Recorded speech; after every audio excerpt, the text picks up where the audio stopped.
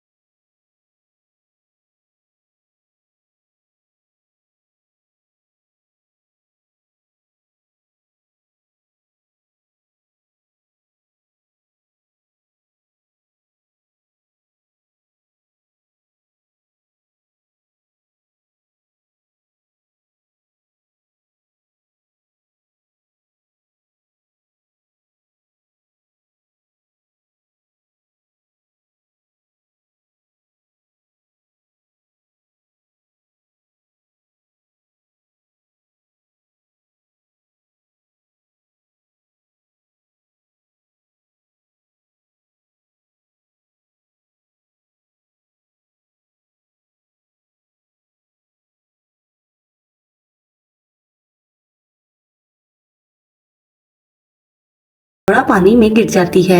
Masimo भी इसे बचाने के लिए समुद्र में कूद जाता है और लोरा की जान बचाता है। लोरा को जब होश आती है तो वो मासिमो से कहती है कि क्या तुमने मेरी जान बचाई। मासिमो कहता है कि हाँ, ये तो अच्छा था कि मैं वहीं पर मौजूद था, वरना तुम्हें न जाने क्या हो जाता। लोरा मासिमो की ओर जाती है और इसे प्यार करने लगती है और फिर ये दोनों एक दूसरे के साथ अल्टीमेट होते हैं और लोरा को भी मासिमो से प्यार हो जाता है। कुछ दिन के बाद मासिमो लोरा को प्रपोज करता है और शादी करने का फैसला करता है। लोरा पहले से ही मासिमो के प्यार में पड़ चुकी थी। लोरा इसे कहती है कि तुम एक बार मेरे मम्मी डैडी से मिल लो, लेकिन इन्हें ये मत बताना कि तुम करते क्या हो या तुम एक गैंगस्टर हो। मासिमो उसके मम्मी डैडी से मिलता है और इन्हें कहता है कि मैं एक गैंगस्टर हूँ। वो लोग मजाक समझ लेते हैं इस बात को।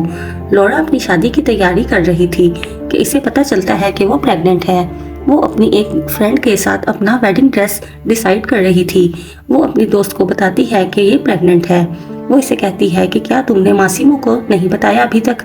लोरा कहती है कि मैं उसे सरप्राइज देना चाहती हूँ, घर जाकर मैं मासिमो को ये सब बताऊंगी। लोरा वापस आ रही थी कि रास्ते में मासिमो के कुछ दुश्मन लोरा को की गाड़ी को रोक लेते हैं और इसे जान से मारने की कोशिश करते हैं। मासिमो को कॉल आती है उसके मैनेजर की कि लोरा अब इस दुनिया में नहीं रही और यहीं पर फिल्म का अंत हो जाता है और मासिमो की हालत ये सुनकर बहुत ज़्यादा बुरी हो जाती है। तो फिल्म का अगला पार्ट और अगला सीन आपको फिल्म के अगले पार्ट में